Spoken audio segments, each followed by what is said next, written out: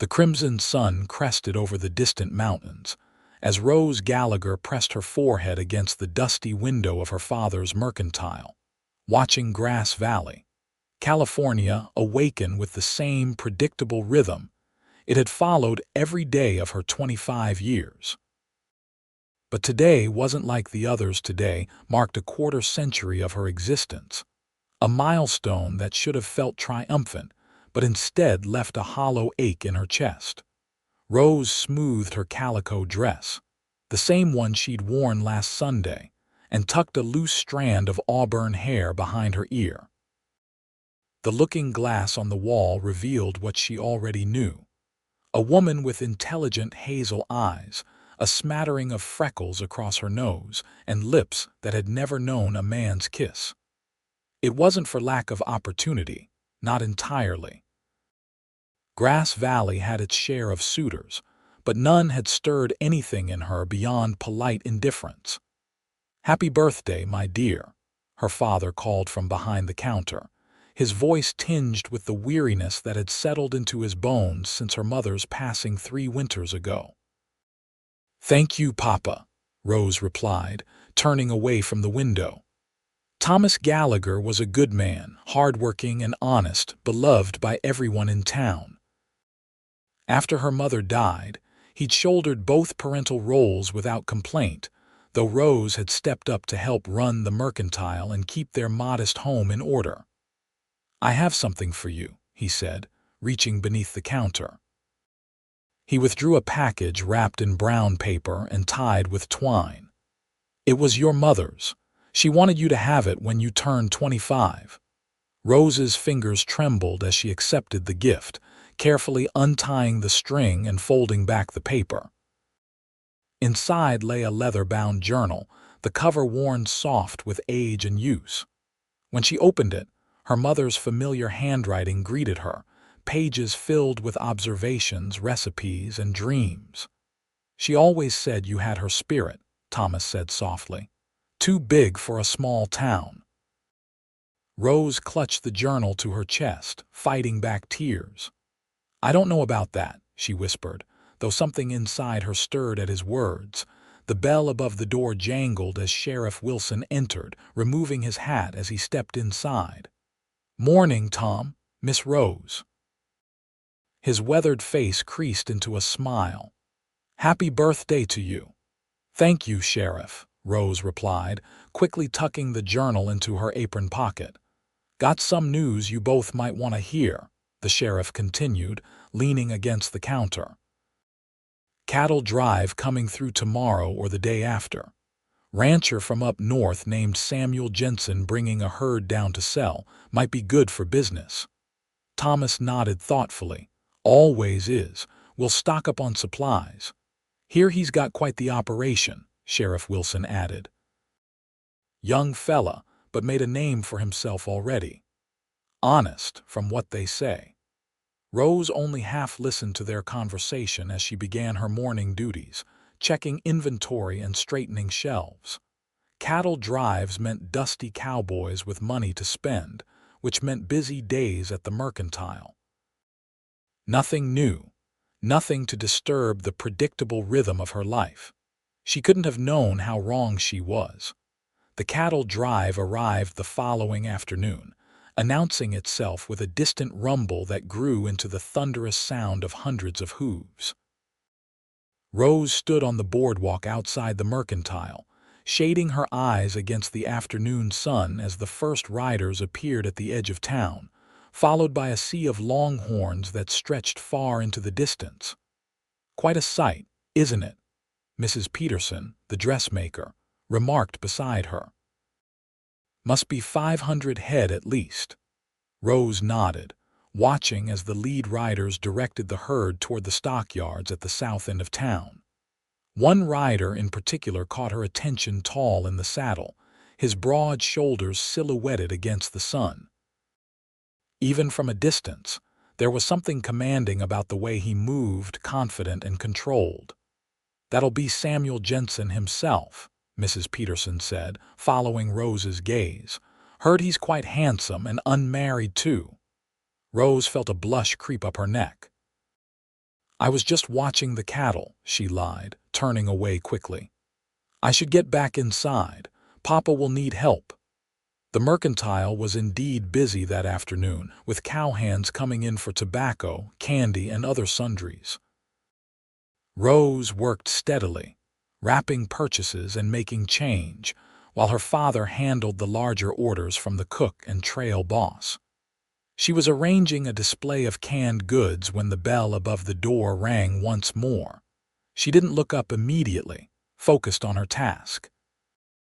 It wasn't until a shadow fell across the shelf that she turned, finding herself face to face with the rider she'd noticed earlier. Up close, he was even more striking, tall and lean, with sun-bronzed skin and eyes the color of a summer sky. His dark hair curled slightly where it met the collar of his shirt, and a day's worth of stubble shadowed his jaw. He smelled of leather, horses, and the open prairie. "Excuse me, miss," he said, his voice deep and pleasant with a hint of a drawl. "I'm looking for the proprietor." Rose realized she was staring and quickly gathered her composure. "That would be my father. He's just in the back. May I help you with something in the meantime?" The man smiled, and something fluttered in Rose's chest. "Samuel Jenson," he said, extending a hand. "I run the herd that just came in." "Rose Gallagher," she replied, briefly taking his offered hand. His palm was rough with calluses, his grip firm but gentle. "Welcome to Grass Valley, Mr. Jenson. Sam, please," he said, still smiling as he glanced around the store. "This is a fine establishment you have here." "Most complete mercantile I've seen between here and Sacramento." Pride warmed Rose's cheeks. "My father built it from nothing. Started with just a tent and a wagon full of goods during the gold rush days." "That takes grit and vision," Sam said with genuine admiration. He picked up a tin of coffee, examining it. "We'll need to stock up before we head out again. Supplies for 15 men for about 2 weeks. "That's a sizable order. When were you planning to leave?" "Not for a few days. Need to finalize the cattle sale, give the men a chance to rest." His eyes met hers again. "And I wouldn't mind seeing a bit of Grass Valley while I'm here." There was something in his gaze that made Rose's heart beat faster, though she wasn't sure if he was simply being polite or if there was more to his words. "It's a lovely town," she managed, then turned as her father emerged from the storeroom. "Ah, you must be Mr. Jenson," Thomas said, coming forward with an outstretched hand. "Sheriff Wilson mentioned you'd be coming through. Thomas Gallagher at your service." As the men talked business, Rose busied herself with other customers, though she couldn't help stealing glances at Sam. There was something different about him from the other cowboys who passed through, a quiet confidence, an intelligence behind those blue eyes that intrigued her.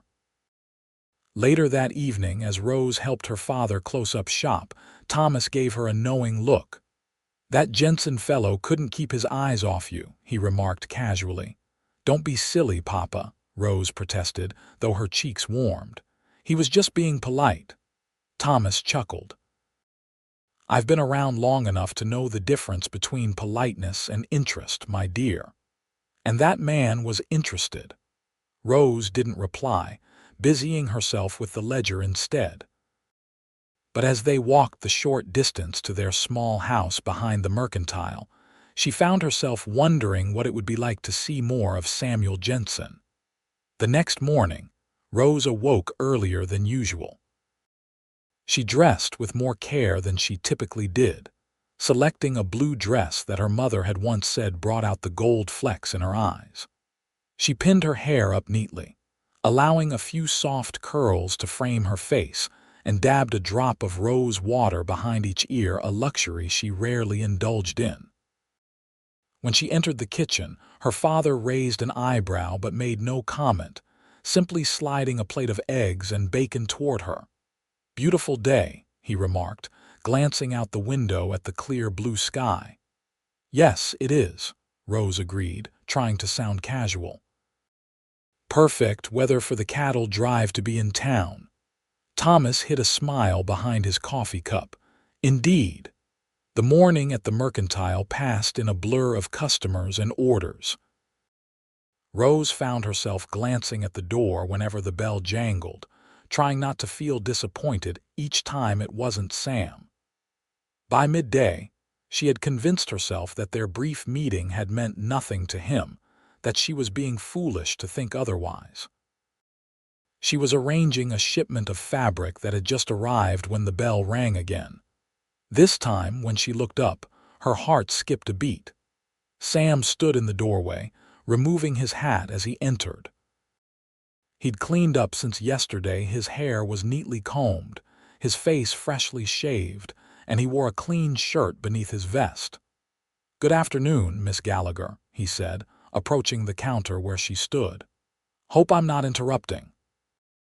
"Not at all," she replied, setting aside the bolt of calico she'd been measuring.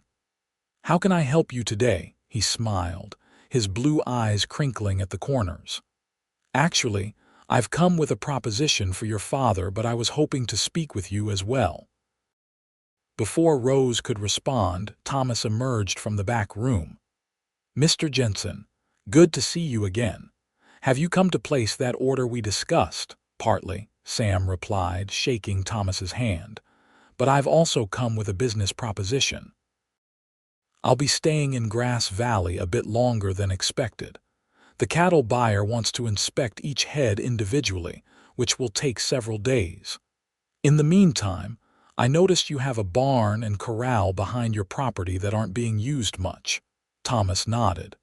"That's right. Used to keep a few horses and a milk cow, but since my wife passed, we've scaled back. I was wondering if I might rent the space for my personal horses while I'm in town. I have 3 that need better accommodations than the livery can provide.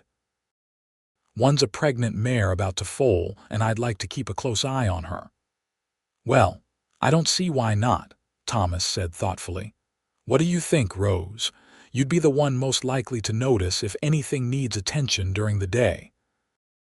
Rose felt a flutter of excitement at the thought of Sam having reason to visit daily. "I think it's a fine idea," she said, trying to sound practical. "The barn is just sitting empty after all." "Excellent," Sam said, his gaze lingering on Rose. "There's one more thing. I understand there's to be a social at the church tomorrow evening. I was wondering, Miss Gallagher, if you might do me the honor of accompanying me." The question took Rose by surprise. No one had asked to escort her to a social in years, not since she declined so many offers that men had simply stopped asking. Yes," she found herself saying. "Yes, I would like that very much." The smile that spread across Sam's face made her heart leap.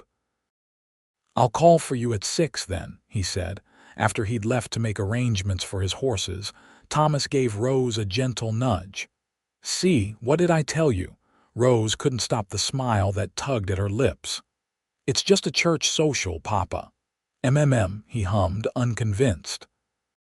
"You know, your mother was 23 when I first took her to a church social. Said it was the night she knew I was the one." "Papa," Rose protested, though secretly she wondered if this social might be the beginning of something just as special. That evening, Sam arrived with his horses, a magnificent black stallion, a chestnut gelding, and a heavy-bellied Palomino mare whose time was clearly near.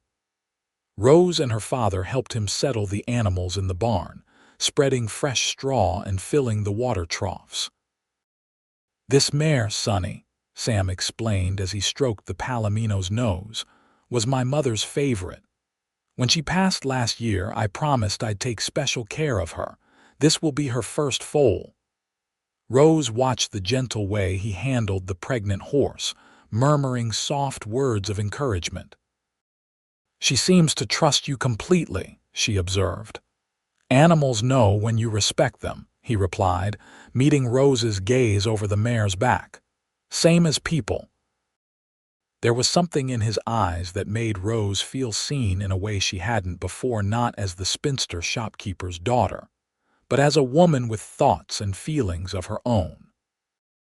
Later, as her father retired to his room with a book, Rose sat on the porch swing, enjoying the cool evening air and the chorus of crickets. She was surprised when Sam, who had been checking on his horses one last time before returning to his room at the hotel, approached the porch. "Mind if I join you for a moment?" he asked, gesturing to the empty space beside her on the swing. "Please do," she replied, smoothing her skirt. He settled beside her, careful to maintain a respectful distance, and set the swing in gentle motion with one foot. For a while they simply sat in comfortable silence, watching as the first stars appeared in the darkening sky. "May I ask you something, Miss Gallagher?" Sam finally said. "Rose, please," she corrected him. "And yes, you may." "Rose," he repeated, as if savoring the sound. "How is it that a woman like you isn't spoken for? Surely the men of Grass Valley can't all be blind." The directness of his question startled her, but there was no mockery in his tone, only genuine curiosity. Rose considered how to answer. "I suppose I've never felt that certain spark," she admitted. "My parents had a love match, you see. My mother used to tell me not to settle for less than what they had." She paused, wondering if she was saying too much. "What about you? A successful rancher like yourself must have had opportunities to marry." Sam gazed up at the emerging stars. "Like you, I was waiting for something real. My parents had 42 years together before my father passed, and every day he looked at my mother like she hung the moon. That's what I want." His honesty touched something deep inside Rose. Here was a man who understood, who wanted the same depth of connection she had always secretly longed for. "It's rare, finding someone who thinks that way," she said softly. "Rare," he agreed, "but worth waiting for." Their eyes met in the gathering dusk, and Rose felt a current of understanding pass between them. In that moment, something shifted in her heart, a door opening to possibilities she had never allowed herself to imagine. The church social arrived with perfect weather, warm sunshine giving way to a pleasant evening with a gentle breeze. Rose spent more time than usual preparing, washing her hair with her special lavender soap and pressing her best dress, a forest green creation with delicate embroidery around the collar that Mrs. Peterson had helped her make the previous spring. "You look beautiful," her father said when she emerged from her room. "Your mother would be proud to see what a lovely woman you've become." Rose blinked back unexpected tears. "I wish she was here." Thomas squeezed her hand. "She is in her way. And she'd be the first to tell you to enjoy tonight."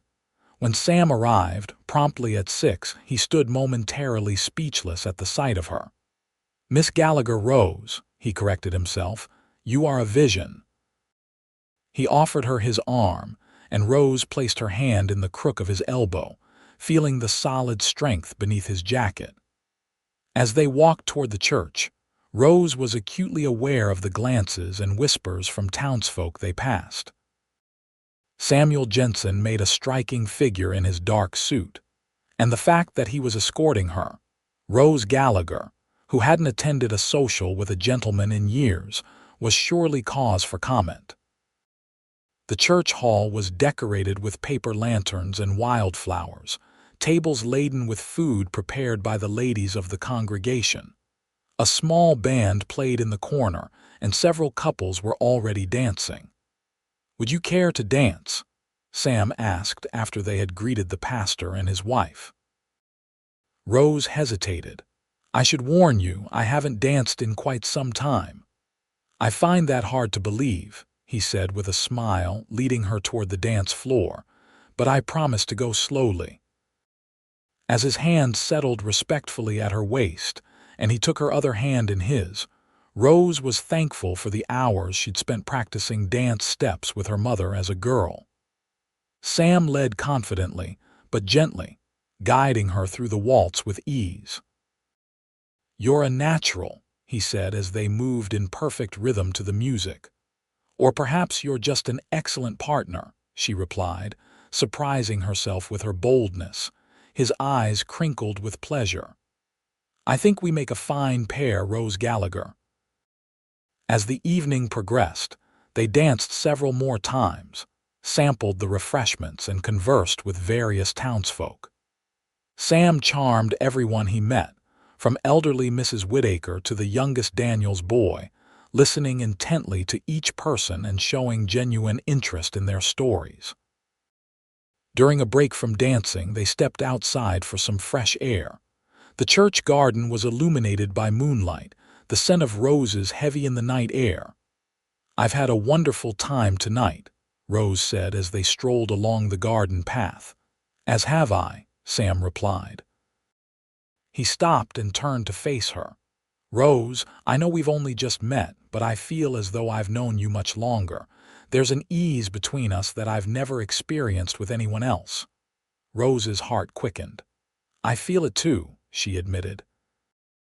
He reached out slowly, giving her time to pull away if she wished, and tucked a loose strand of hair behind her ear. His fingers lingered against her cheek, warm and gentle. "I'll be in Grass Valley for at least another week," he said softly.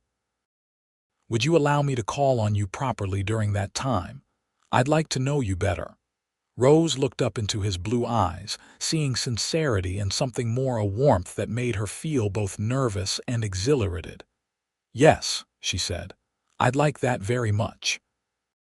He smiled, his hand dropping reluctantly from her face. "We should return before we're missed." As they walked back toward the church hall, Rose felt a strange mixture of contentment and anticipation. For the first time in her life, she understood what her mother had meant about knowing when you'd met someone special. True to his word, Sam called on Rose every day for the next week. He arrived each morning to check on his horses, particularly Sonny, whose time grew ever nearer.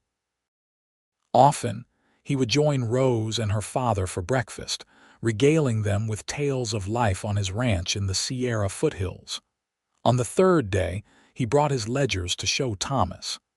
"I'd value your opinion on my bookkeeping system," he said. "Rose mentioned you have a head for numbers." Thomas was visibly pleased to be consulted, and the two men spent an hour going over Sam's accounts while Rose watched, struck by Sam's willingness to seek advice and learn from others, a rare quality in a man as successful as he was.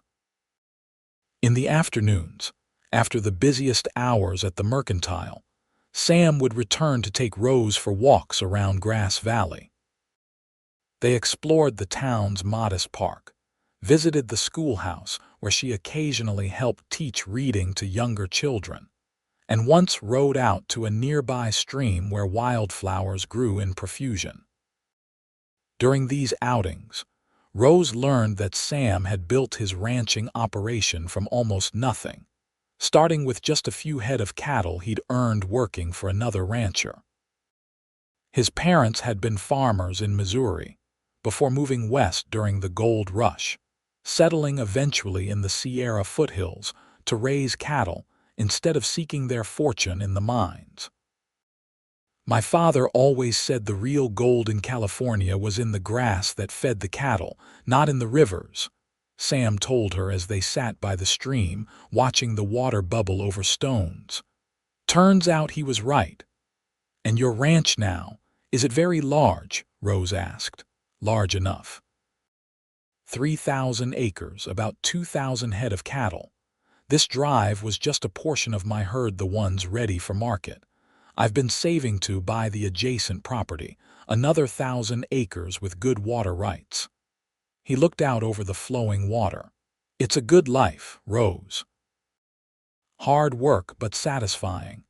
Rose could hear the pride and passion in his voice. "It sounds wonderful," she said sincerely. He turned to look at her, his expression suddenly serious. "It can be lonely, though, a big house with no one to share it with." The implication in his words hung in the air between them, neither acknowledging it directly but both feeling its weight. On the fifth day, Rose was alone in the mercantile, her father having gone to meet a supply wagon at the station, when Sam arrived looking concerned. "Sonny's restless," he said without preamble. "I think she might fold today. Would you mind checking on her with me? I could use another set of eyes." Rose immediately placed the "back soon" sign in the window and locked the door. Together, they hurried to the barn where the Palomino mare was indeed pacing her stall, her sides heaving with effort. "How can I help?" Rose asked, rolling up her sleeves. Sam looked grateful. "Just stay with her while I get fresh water and straw. Talk to her, she seems to like your voice." For the next several hours, they worked together to help the mare through her labor. Rose spoke soothingly to Sonny, stroking her neck and offering encouragement while Sam monitored the progress of the birth. When the foal finally emerged, a gangly, golden colt with a white blaze down his face, both Rose and Sam were exhausted but elated. "He's perfect," Rose whispered as the newborn struggled to his feet, wobbling on two long legs. Sam's face was alight with joy as he watched the foal find his mother's milk. "That he is." He turned to Rose, his expression soft with admiration. "And you were amazing. Not many women would roll up their sleeves and help with a foaling without hesitation." Rose felt a glow of pride. "My mother always said life's messiest moments are often its most beautiful." "A wise woman," Sam replied, his eyes never leaving Rose's face. "Like her daughter." The intensity of his gaze made Rose's breath catch. They stood close together in the dim light of the barn, the only sounds the contented whickering of the mare and the shuffling of the newborn foal.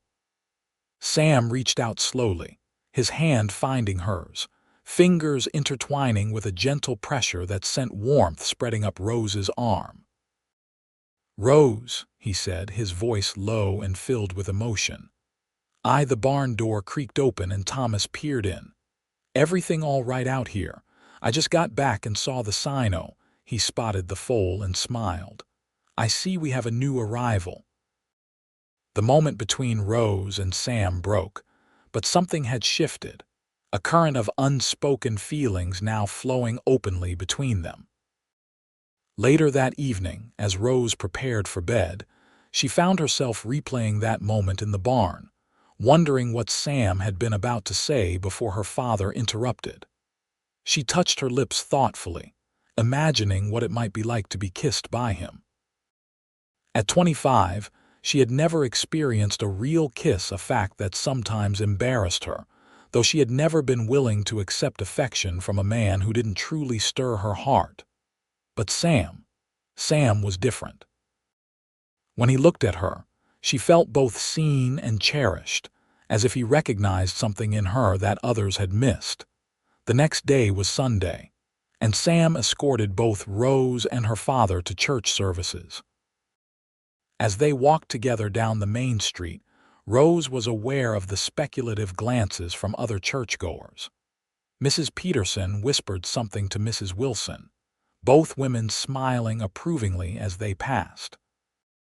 After the service, during the customary socializing on the church lawn, several people made a point of including Sam in their conversations, treating him less like a visitor and more like a potential new resident. Rose noticed that he handled the attention with grace, never making her feel left out even as people clamored for his attention.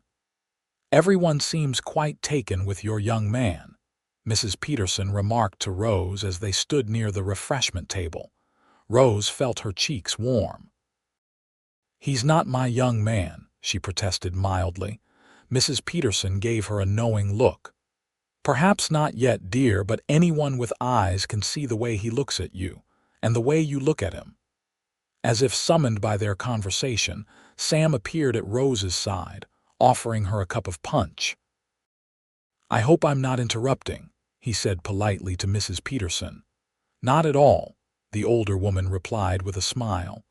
"I was just telling Rose how nice it is to see her in such good company. Our social circle in Grass Valley can be rather limited." "I find it charming," Sam said. "A real community, not like some of the larger towns where people hardly know their neighbors. Well, we certainly hope you'll consider extending your stay, Mrs. Peterson said meaningfully before excusing herself. Sam looked after her with amusement. I believe I've just been given the town's approval, he said quietly to Rose. They mean well, Rose replied, embarrassed. Though they can be rather forward. I don't mind, Sam said, his eyes warm as they met hers. In fact, I find myself in agreement with their hopes. Before Rose could respond, they were joined by her father and several other townsmen eager to discuss cattle prices with Sam. The moment passed, but his words stayed with her, a promise of conversations yet to come. That afternoon, Sam asked if Rose would accompany him on a longer ride the following day. There's a place about an hour's ride from here I'd like to show you, he said. Your father is welcome to join us, of course. Thomas waved away the suggestion. At my age, long rides are more punishment than pleasure, but you two go ahead, as long as you're back before dark. Rose spent that night wondering what place Sam wanted to show her and why.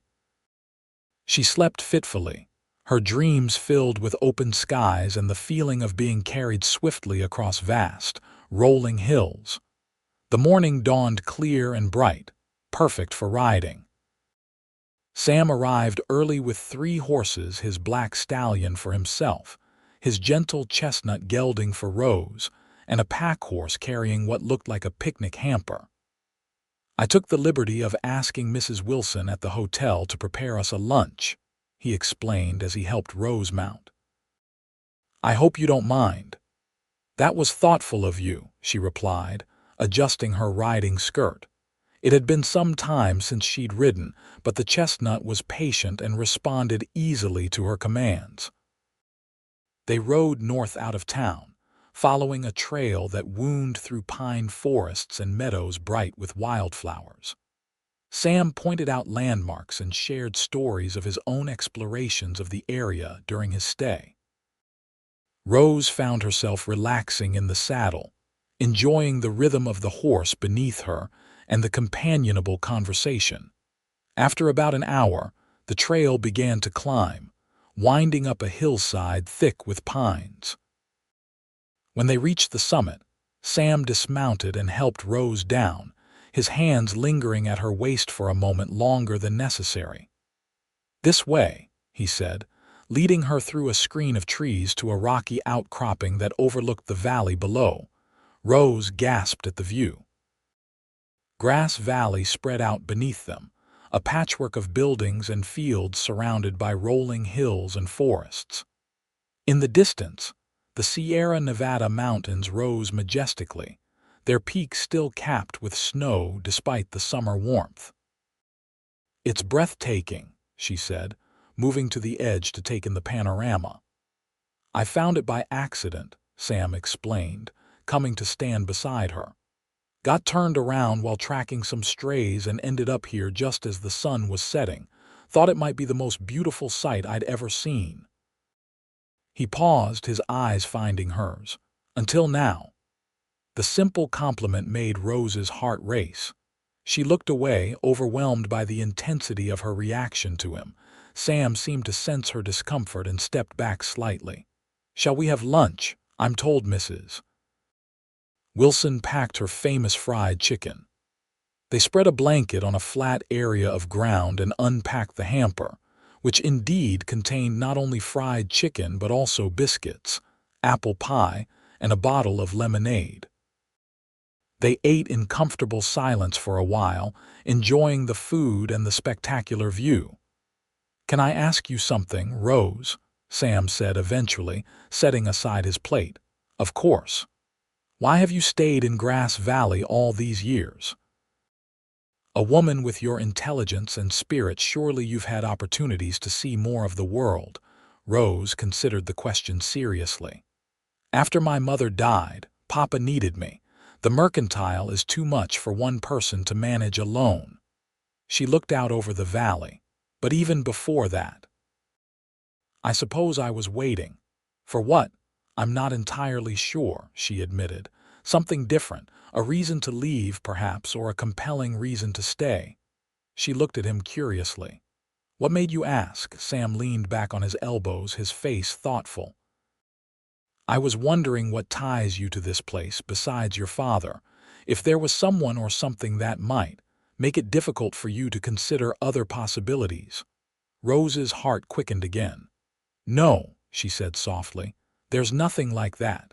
His eyes held hers for a long moment. "Good," he said simply. They packed up the remains of their picnic and spent another hour exploring the hilltop, discovering a small spring and a family of rabbits that darted away at their approach. By the time they started back toward town, the sun was beginning its descent toward the western horizon. They had been riding for about 20 minutes when the peaceful afternoon was shattered by a sudden commotion ahead on the trail. Sam held up his hand, signaling for Rose to stop. "Wait here," he said, his expression serious as he urged his stallion forward to investigate. Rose watched anxiously as he disappeared around a bend in the trail. Seconds later, she heard a shout, followed by the sound of horses moving quickly. Unable to contain her concern, she nudged her gelding forward, rounding the bend to find Sam dismounted, kneeling beside a man who lay sprawled on the ground. "Rose, I told you to wait," Sam called when he spotted her, but there was no real anger in his voice, only concern. "What happened?" she asked, quickly dismounting and hurrying to his side. "Stagecoach robbery, looks like," Sam replied grimly, nodding toward the overturned coach further down the trail. "Driver's been shot, but he's alive. Passengers too, thank God. The robbers took off when they heard us coming." Rose immediately tore a strip from her petticoat and helped Sam bind the driver's wound, a bullet graze across his shoulder that looked worse than it was. Together, they checked on the passengers, an elderly couple and a young mother with her child, all shaken but largely unharmed. "We need to get these people to town and alert the sheriff," Sam said, helping the elderly woman to her feet. "Rose, can you ride ahead? You'll move faster alone." Rose nodded, already moving toward her horse. "I'll send help right away." She rode hard back to Grass Valley, her mind racing almost as fast as her horse. When she reached the sheriff's office, she quickly explained the situation. Sheriff Wilson immediately organized a posse to pursue the robbers and sent the doctor out to tend to the injured. By the time Rose returned to the Mercantile, word of the robbery had spread throughout town. Her father was beside himself with worry until she assured him she was unharmed. "Sam protected me," she explained, the events of the afternoon finally catching up with her as she sank into a chair. "He made sure everyone was safe." It was nearly dark when Sam finally returned to town with the stagecoach passengers. The driver had been taken directly to the doctor's house, his wound serious but not life-threatening. The sheriff and his posse were still out searching for the robbers. Sam came straight to the Mercantile, where Rose and her father were waiting anxiously. When she saw him in the doorway, Rose couldn't help herself. She ran to him, throwing her arms around his neck in a most improper display of emotion. "You're all right," she breathed, not caring who might see. Sam's arms went around her waist, holding her steady against him. "I'm fine," he assured her. "Thanks to your quick thinking. The doctor says you got help there just in time for the driver." Rose stepped back, suddenly aware of her boldness, but Sam kept hold of her hand, his thumb stroking gently across her knuckles. Thomas approached, clapping Sam on the shoulder. "We're grateful you were there, son." Who knows what might have happened if those robbers had come across Rose alone on the trail? The thought sent a chill through Rose. Sam's expression darkened momentarily, his hand tightening around hers. "I wouldn't have let any harm come to her," he said with quiet intensity. That night, after Sam had gone to his room at the hotel, Rose sat with her father in their small parlor, the events of the day still vivid in her mind. "He's a good man," Thomas said, breaking the comfortable silence. "Steady in a crisis, thinks of others before himself." "Yes," Rose agreed softly. "He is." Thomas studied his daughter's face in the lamplight. "You care for him," he observed. It wasn't a question. Rose nodded, unable to deny what must be plainly written on her face. "I do, Papa, more than I thought possible in such a short time." "Sometimes it doesn't take long to know," her father said wisely. "Your mother and I knew after just 2 weeks of courting." Rose looked up in surprise. "You never told me that." Thomas smiled at the memory. "She was helping her father at their farm stand at the county fair. I bought a bushel of apples just for an excuse to talk to her. By the time I'd eaten my way through half that bushel, sitting on a fence post near her stand, I knew she was the one I wanted to spend my life with. And she felt the same. She made me wait another week before she admitted it," he chuckled. "Said she didn't want to seem too eager. But later she confessed she'd known from that first day too." Rose thought about Sam, about the way her heart seemed to recognize something in him from their very first meeting. Was this what her mother had felt? This certainty that here was someone who understood her in a way no one else ever had. "What if he leaves?" she whispered, giving voice to her deepest fear. "His life, his ranch, they're all elsewhere." Thomas regarded her thoughtfully. "That's a bridge you'll have to cross when you come to it, my dear. But remember, love has a way of finding solutions to such problems."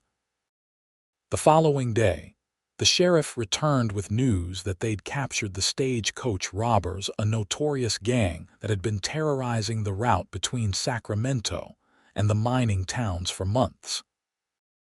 The whole town buzzed with excitement, and Sam was hailed as something of a hero for his role in helping the victims. It was nothing any decent man wouldn't have done, he insisted when people thanked him on the street. Rose was the real hero, riding for help like she did. His praise warmed her, though she felt she'd done nothing extraordinary. Throughout the day, as customers came and went from the mercantile, many commented on what a fine couple they made, as if it were already settled that they were courting formally.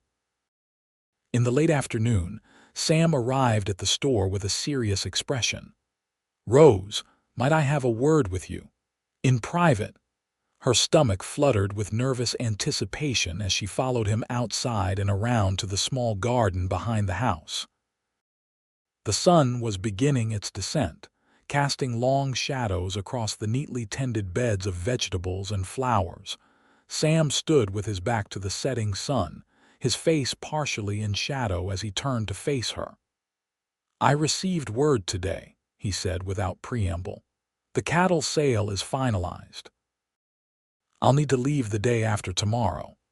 Rose felt as if the ground had suddenly shifted beneath her feet. She'd known this day would come, but facing it now, she found herself unprepared for the hollow feeling in her chest.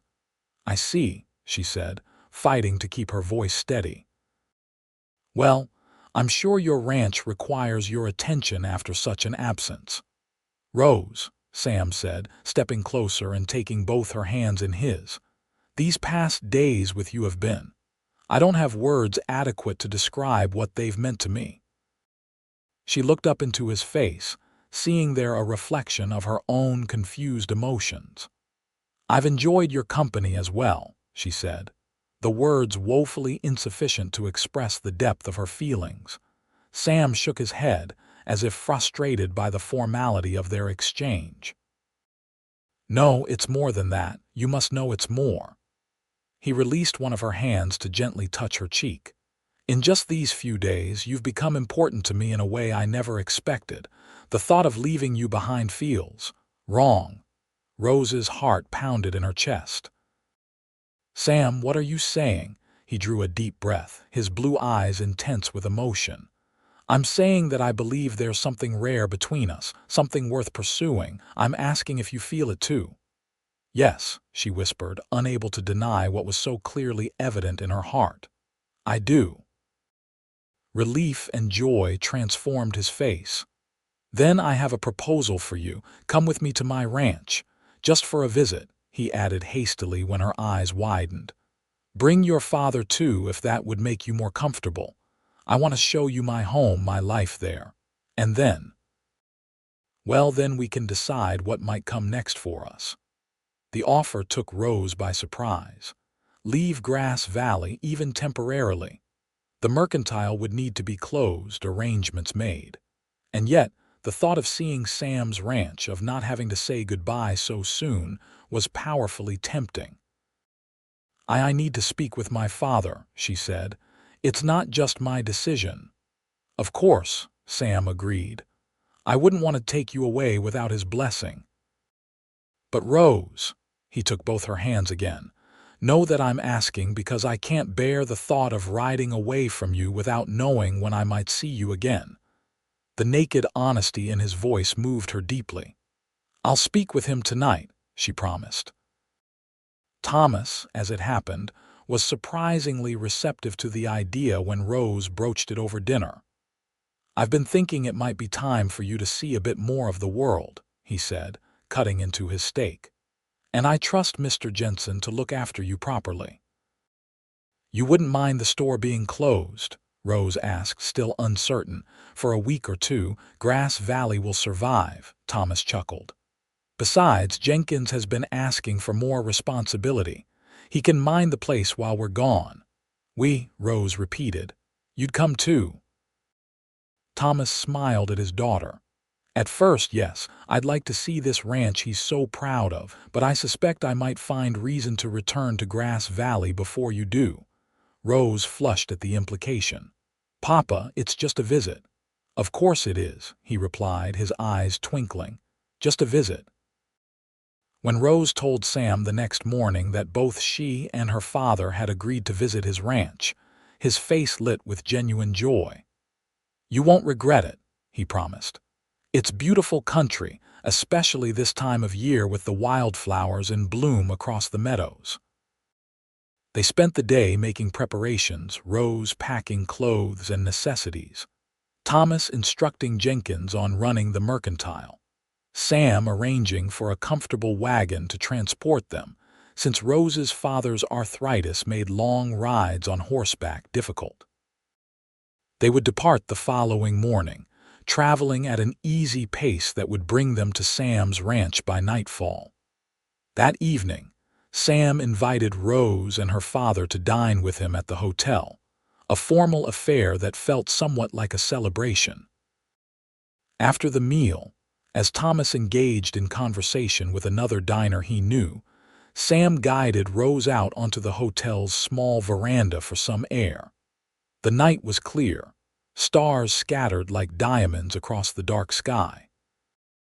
Music drifted faintly from the saloon down the street, a melancholy tune that seemed to fit Rose's mix of excitement and apprehension about the journey ahead. "Having second thoughts?" Sam asked softly, noticing her pensive expression.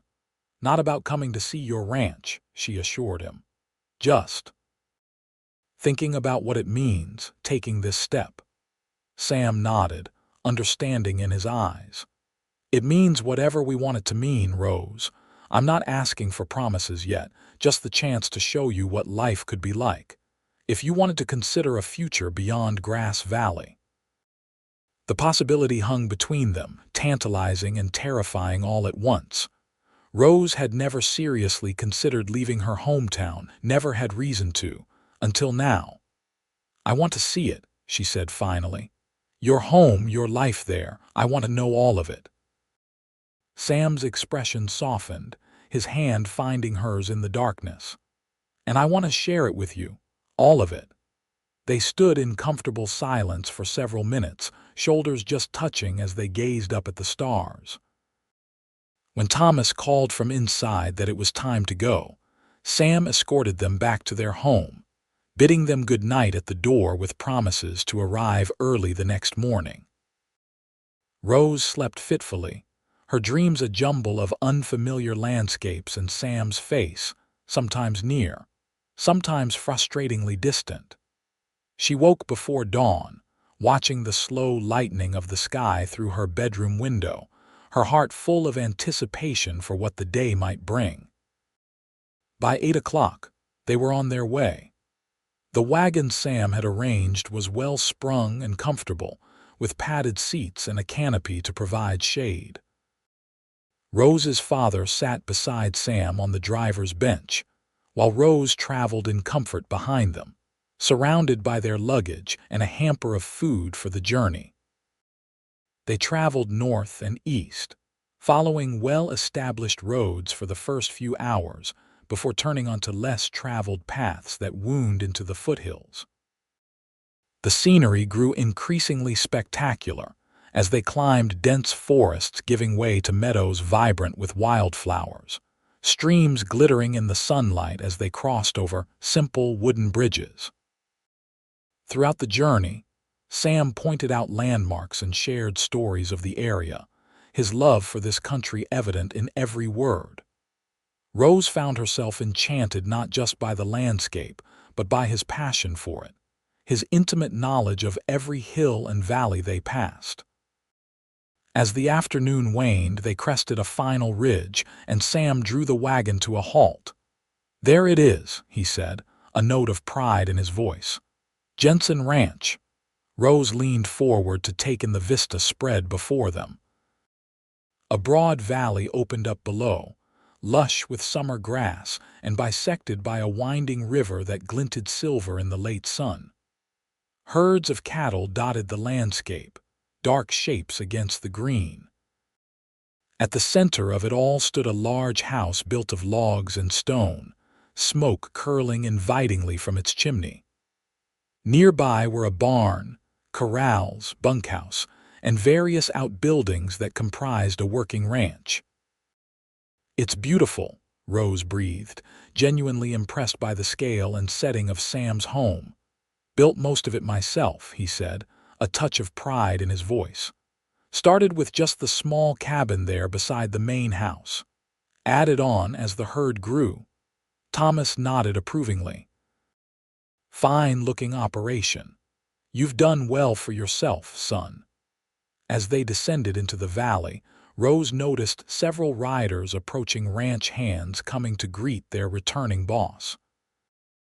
They were met with enthusiastic welcomes, the men tipping their hats respectfully to Rose and her father as Sam introduced them. "Welcome to Jenson Ranch, Miss Gallagher, Mr. Gallagher," said an older man with a weathered face and kind eyes whom Sam introduced as Hank, his foreman. "We've been looking forward to meeting you. Boss hasn't stopped talking about you in his letters."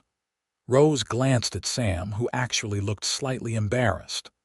"I might have mentioned you once or twice," he admitted. They were escorted to the main house, where a middle-aged woman named Mrs. Abernathy, the housekeeper, greeted them warmly. "I've prepared the guest rooms and there's supper waiting," she announced, ushering them inside. "You must be exhausted after that long journey." The interior of the house was more refined than Rose had expected: spacious rooms with polished wooden floors, comfortable furniture, and large windows that captured the spectacular views. A massive stone fireplace dominated the main living area, above which hung a portrait of an older couple who bore a striking resemblance to Sam. "My parents," he explained, following Rose's gaze. "Painted on their 40th wedding anniversary, just 2 years before my father passed."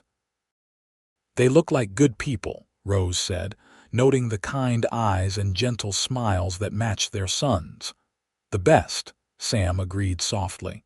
"They would have liked you very much." After washing away the dust of travel, they enjoyed a hearty meal prepared by Mrs. Abernathy: roast beef, fresh vegetables from the kitchen garden, and an apple pie that reminded Rose of her mother's recipe. The conversation flowed easily, with Sam describing the operations of the ranch and his plans for expansion, Thomas sharing stories of the early days of Grass Valley, and Rose contributing observations about their journey. By the time they retired for the night, Rose felt strangely at home in this place she'd never been before. Her guest room was spacious and comfortable, with a window that looked out over the valley, now bathed in silvery moonlight. As she prepared for bed, she found herself imagining what it might be like to stay here permanently, to wake each morning to this view, to share her days with Sam. The thought both thrilled and frightened her. Could she really leave behind the only home she'd ever known? And what exactly was Sam offering? A visit was one thing, but anything more would require commitments neither of them had spoken aloud. The next few days passed in a pleasant blur of activity. Sam showed them every aspect of the ranch operation, the cattle herds, the horse breeding program he'd begun, the new barn under construction, and the orchards he'd planted on the southern slope. Thomas took a keen interest in the business aspects, while Rose found herself drawn to the beauty of the land itself and the easy rhythm of life there. In the evenings, they would gather in the main house for dinner, sometimes joined by Hank or other senior ranch hands. Afterward, while Thomas often retired early, claiming fatigue from the day's explorations, Rose and Sam would sit on the wide porch, watching the stars emerge and talking long into the night. It was during these conversations that Rose truly came to know Sam, his hopes and dreams for the ranch, his memories of growing up in this valley, his thoughts on everything from books — he was surprisingly well-read for a cattleman — to politics, to the future of California as the century drew to a close. On their fourth evening at the ranch, as they sat together on the porch swing, Sam turned to Rose with unusual seriousness. "There's something I've been wanting to show you," he said. "A special place not far from here. Would you ride with me tomorrow, just the two of us?" "I'd like that," Rose replied, curious about what place could inspire such solemnity in his request. The following morning, after an early breakfast, Sam saddled 2 horses, his black stallion for himself and a gentle bay mare for Rose. They rode east from the ranch house, following a narrow trail that climbed steadily through stands of pine and aspen. The morning air was crisp and sweet with the scent of wildflowers and pine needles. After about an hour, the trail opened onto a small, hidden valley, a perfect emerald jewel nestled among the surrounding peaks. A crystal-clear lake occupied the center, fed by a waterfall that tumbled down the rocky cliff at the far end. The shores were carpeted with wildflowers in a riot of colors: blue lupines, orange poppies, purple asters. "Oh, Sam," Rose breathed as they halted at the edge of this paradise. "It's the most beautiful place I've ever seen." He dismounted and helped her down from her horse, his hands lingering at her waist. "I found it my first year on the ranch," he said, leading her toward the lakeshore. "I come here to think, when decisions need making or when I just need peace." They walked along the edge of the lake, the ground springy beneath their feet, wildflowers brushing against their legs. Birds called from the trees, and once a deer and her fawn appeared briefly at the forest edge before melting back into the shadows. Near the waterfall, Sam stopped and turned to face Rose.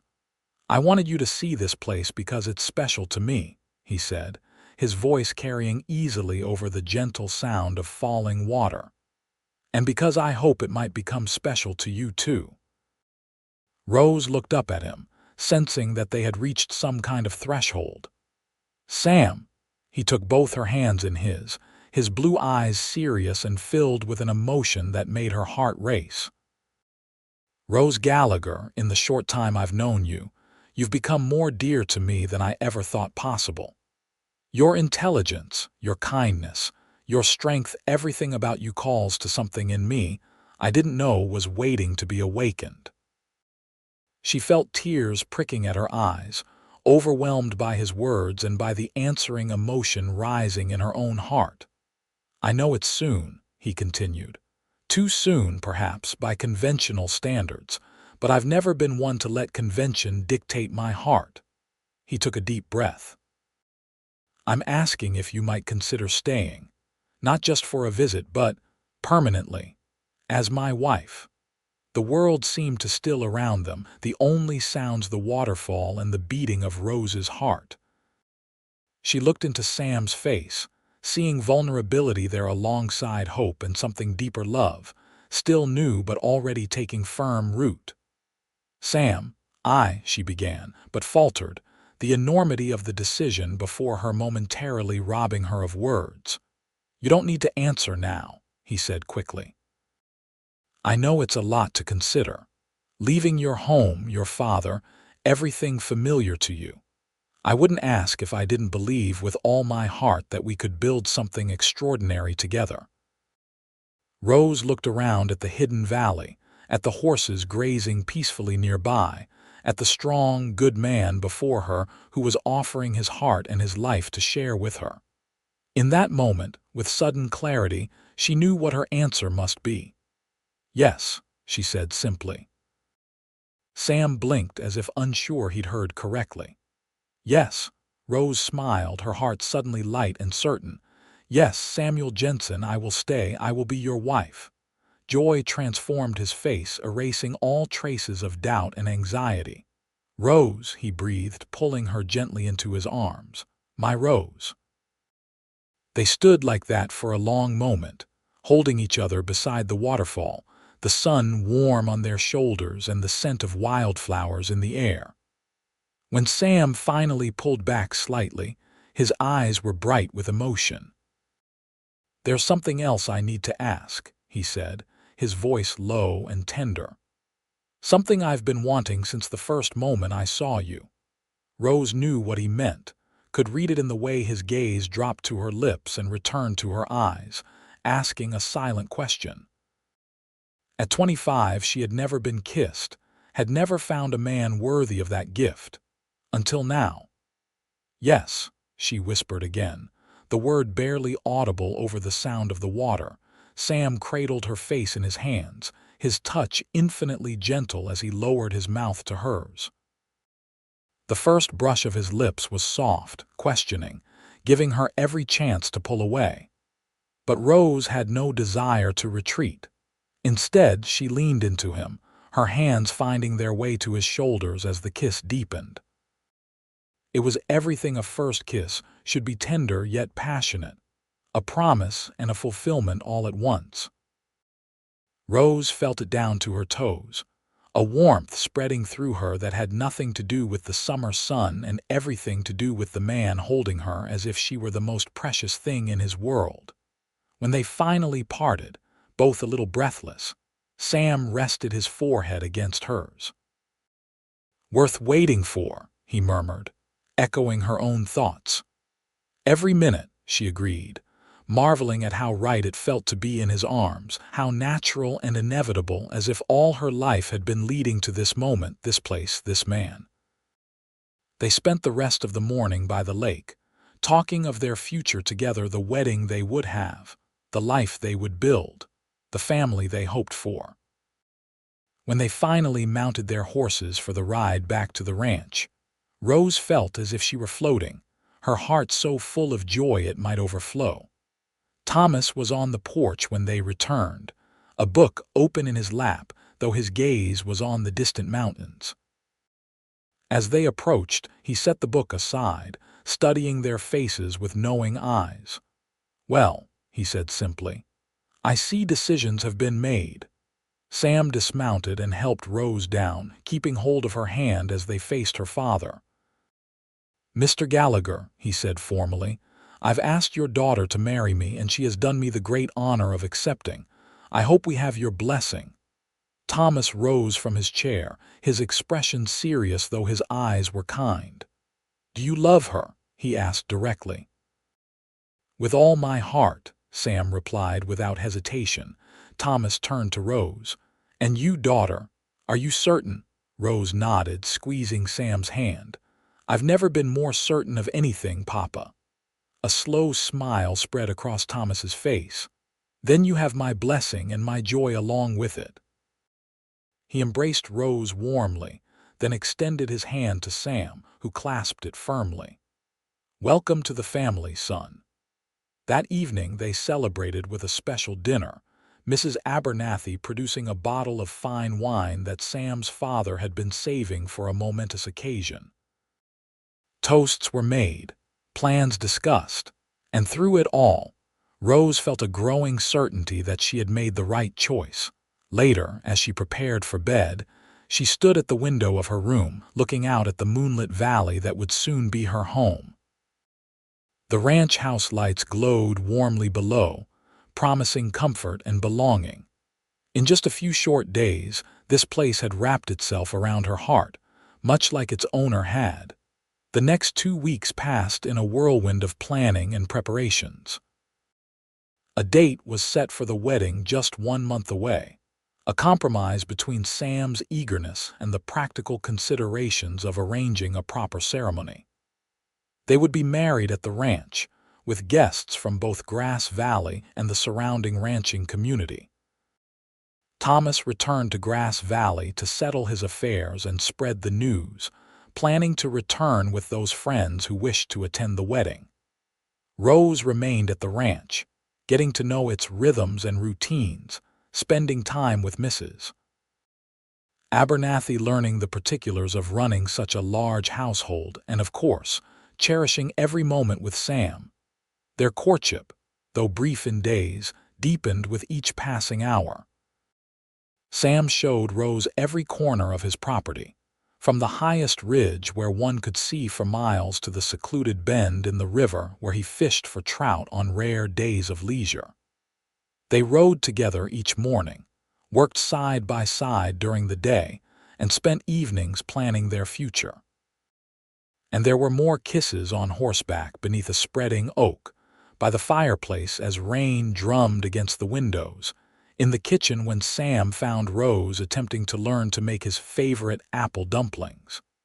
Each one seemed more precious than the last, a strengthening of the bond between them. A week before the wedding, Rose's father returned, bringing with him a wagon full of her belongings and half the population of Grass Valley, or so it seemed. Mrs. Peterson, Sheriff Wilson and his wife, the pastor and his family, and a dozen other friends had made the journey to witness the union. "The whole town wanted to come," Thomas explained as they unloaded trunks and boxes. "I had to be quite firm about who could fit in the wagons."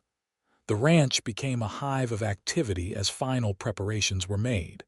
The bunkhouse was cleared for male guests, the main house accommodating the women. Extra tables were constructed for the wedding feast, and an arbor was built near the river, where the ceremony would take place. The night before her wedding, Rose sat on the porch with her father, enjoying a moment of quiet amidst the happy chaos. The ranch was peaceful in the gathering dusk, lanterns being lit one by one in the various buildings as evening chores were completed. "Your mother would be so proud of you," Thomas said, breaking the companionable silence. "She always said you'd know your own mind when it came to matters of the heart." Rose smiled, remembering her mother's quiet wisdom. "I wish she could be here." "She is, in her way," Thomas replied, echoing his words from what seemed a lifetime ago in Grass Valley. "And she would approve of your Sam, a man who built something from nothing, who values hard work and kindness, a man who looks at you the way your Sam does." He patted her hand. "You've chosen well, Rose." "Thank you, Papa," she said softly, "for everything. For understanding that I needed to leave Grass Valley, for supporting my choice." "Ah, well," he said with a small smile. "I had a feeling about that young man from the first moment he walked into the mercantile. Some things a father just knows." The wedding day dawned clear and perfect, as if nature itself approved of the union. Rose was attended by Mrs. Peterson and the sheriff's wife as she dressed in the wedding gown. They had helped her create a simple but elegant creation of ivory silk with delicate lace at the collar and sleeves. "Something borrowed," Mrs. Peterson said, fastening a pearl necklace around Rose's throat. "These were my mother's." "Something blue," added Mrs. Wilson, tucking a blue ribbon into Rose's upswept hair, "for happiness and fidelity." A knock at the door revealed her father, handsome in his Sunday best, his eyes misting as he beheld his daughter in her bridal finery. "You look just like your mother on our wedding day," he said, his voice rough with emotion. "Beautiful beyond words." Together they walked from the house to the arbor by the river, where guests had gathered in 2 neat rows of chairs. Musicians played softly a fiddle and a guitar as Rose and her father made their way down the aisle of wildflowers that had been strewn on the grass. And there was Sam, waiting for her beneath the arbor, his expression one of awestruck devotion as he watched her approach. He wore a new suit of dark blue, his hair neatly combed, his face freshly shaved, but it was the love in his eyes that transformed him, that made Rose's heart swell with answering emotion. The ceremony itself passed in a blur of joy, vows spoken with clear voices despite the emotion behind them, rings exchanged with trembling fingers, and finally, the kiss that sealed their union, sweet and reverent before their assembled friends and family. The celebration that followed lasted well into the night, feasting, dancing, laughter, and toasts to the health and happiness of the newlyweds. As the evening stars appeared, Sam led Rose in a dance beneath the open sky, holding her close as they swayed to a slow melody. "Happy, Mrs. Jenson," he murmured in her ear. "Perfectly," she replied, relishing the sound of her new name. "And you, husband, more than I ever dreamed possible," he said, pressing a kiss to her temple. "And this is just the beginning." Later, when the guests had retired and the ranch was quiet once more, Sam carried Rose across the threshold of their home now, truly and completely. In the privacy of their bedroom, with only moonlight streaming through the windows, they discovered each other fully for the first time, their love expressed in touches, whispers, and the joining of bodies and souls. Afterward, as they lay entwined in each other's arms, Rose thought about the path that had led her here from the quiet spinster of Grass Valley to the beloved wife of Samuel Jenson. 25 years she had waited for her first kiss, never knowing that when it came, it would change her life completely. "What are you thinking?" Sam asked, his fingers tracing lazy patterns on her bare shoulder. "That some things are worth waiting for," she replied, pressing a kiss to his chest just above his heart. "And that I'm glad I waited for you." He tightened his arms around her, his voice husky with emotion. "I'll spend the rest of my life making sure you never regret that wait." And he did. The years that followed brought challenges, of course, as all lives do. There was the difficult winter when deep snows isolated the ranch for weeks, the spring when the river flooded, threatening the lower pastures, the economic downturn that forced them to tighten belts and work harder than ever. But through it all, their love remained constant, a foundation strong enough to weather any storm. There were joys too, many of them.